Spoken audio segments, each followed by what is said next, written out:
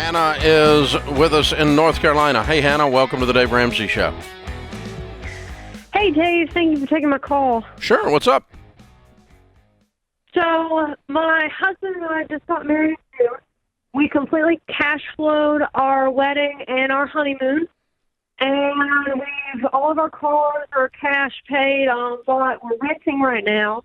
But we're both in school. And my thing is, I've been going to school for the past 3 years now, but I've been going in small credits because I've been paying out of cash. So my husband, on the other hand, he took out loans.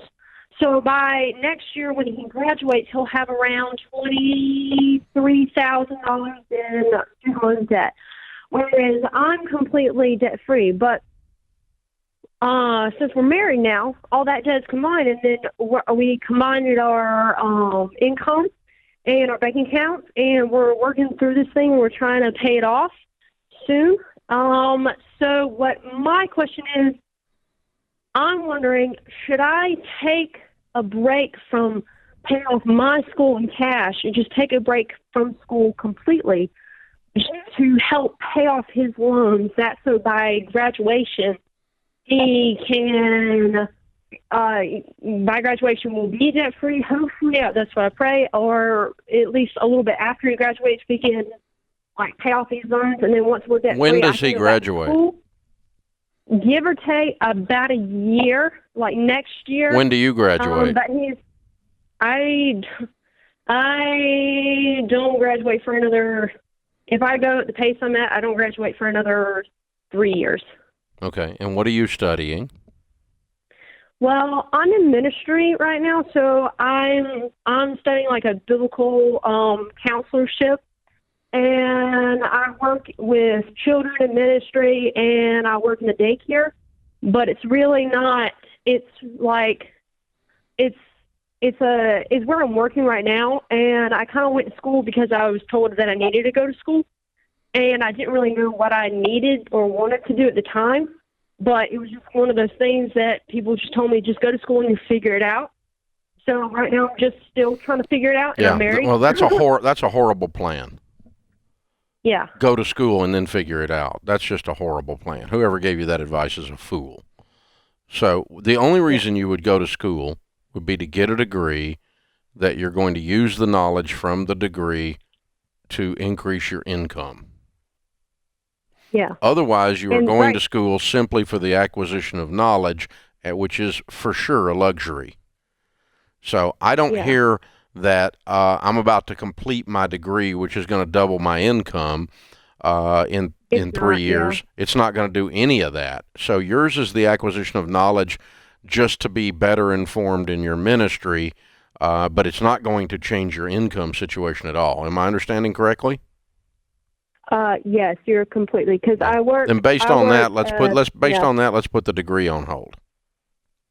Okay. Because the acquisition of the degree, the getting of the degree for you is a luxury because it's simply adding depth to your ministry experience. It is not an economic decision that you're doing. Okay. There's nothing wrong with gathering knowledge for to add richness to your life. But you need to pay cash for that when your family's out of debt. Right now, this is slowing down the get out of debt plan of your newly formed family due to you being married. What's your husband studying? My husband was also in the same boat as I was. He was told that he needed to go to school, so he did. We both joined a small Christian online college. But he doesn't believe that his degree is going to help. His degree right now is in counseling, but he works for a medical supply company, and he's really believing that he wants to be able to teach, and he wants to get his master's and his doctorate eventually, and he believes that he wants to teach at a college level. But he knows that right now we can't do that because we're wanting to cash flow the rest of his college in that area. Yeah. So what does he, is he working 40-hour job right now?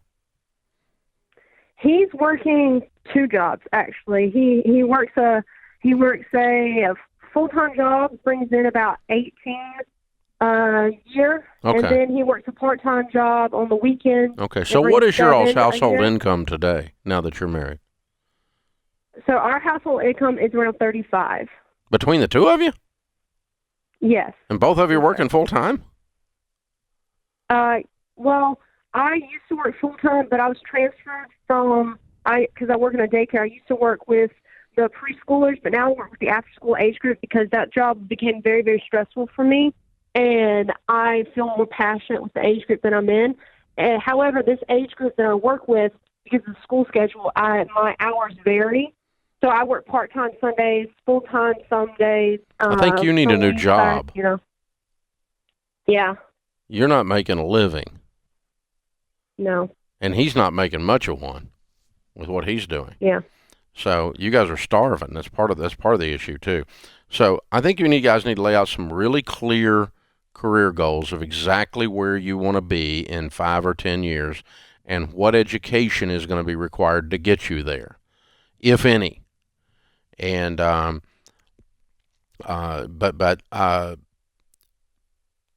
being in ministry does not require that you be broke. It does not require that you become wealthy, but it does not require that you be broke. And so you need to have a path by which you can make a living.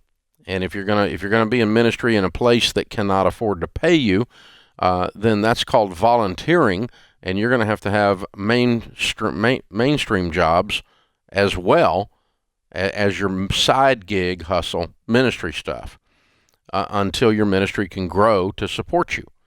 And it sounds like both of you have got really big hearts and you're desiring to serve God, but you haven't found ways to do that to feed your family yet.